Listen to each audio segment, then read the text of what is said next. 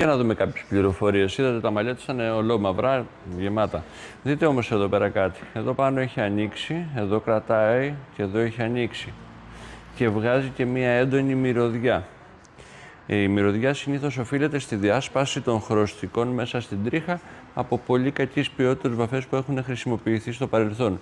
Εγώ έρχομαι και ενισχύω το κομμάτι που εδώ πέρα έχει πρόβλημα και το δουλεύω και θα συνεχίσω να το δουλεύω και θα είμαι όλη την ώρα πάνω από το κεφάλι της. Όμως, αυτό που θέλω να πω είναι, με ρώτησε εάν τα μαλλιά από το ξάνημα του μαύρου είναι απαραίτητο να περάσουν από το κόκκινο.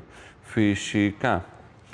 Μαύρο, καστανό σκούρο, καστανό ανοιχτό. Έτσι θα φαίνονται τα φώτα ξανήγματος κατά τη διάρκεια της διαγραφής των χρωστικών.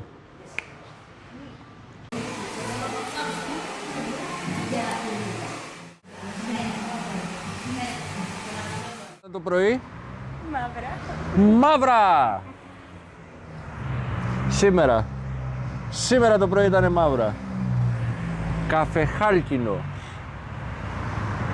Για πρώτο ραντεβού στο ύψος του 7. Υπέροχο.